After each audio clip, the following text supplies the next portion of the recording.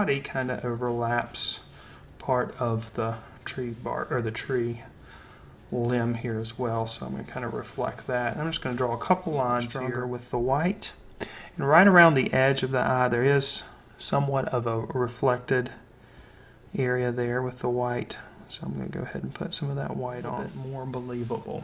Alright, so the other side of the beak has a very strong highlight, so I'm going to start with white up here and just establish that highlight as a darker green. And already the bird up here at the head is starting to look a little. Take your time here.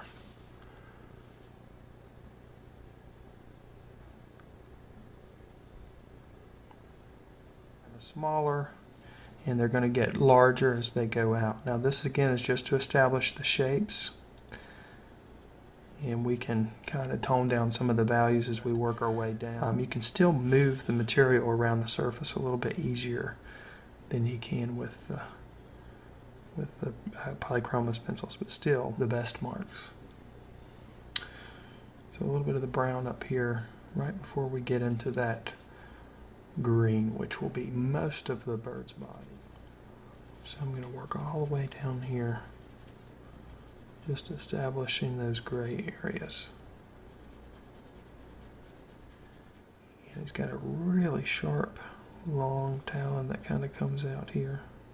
So I'm going to draw the shadowed side first, and because the tooth of the paper, again, is a smoother tooth, the burnishing process will occur a little bit sooner in the drawing process. So I'm switching over here to the brown, which technically is called walnut brown here. That's the color that I'm using. And now I'm going to pay a little bit more attention to the photo reference here, working down with a pretty light application. And we want there to be a nice transition from here to there. And then we need to make here, and again, we don't have to be exactly like the photo reference.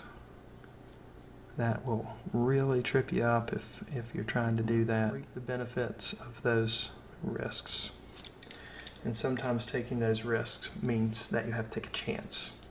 Okay, I'm going to go back now with the phthalo blue. It doesn't mean that it is the only way or it is the absolute right way. It's a way that works for me, and have some very light application of this up here. Maybe just use it to create a little bit of the cast shadow, and then again with the brown, and going a little faster than I normally would with a colored pencil drawing, but that's okay. That will take away the difference between the upper feather and the lower feather. I'm assuming that's what's going on there.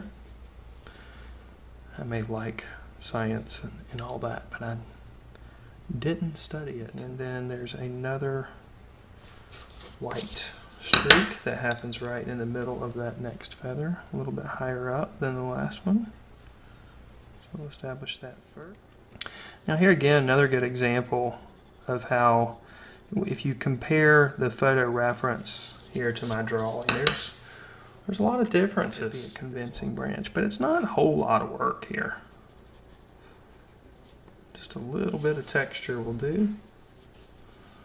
Now right underneath the bird, I do want it to be next week. Just a reminder that next week we'll be here on Tuesday again, and we're going to be focusing on drawing the entire month.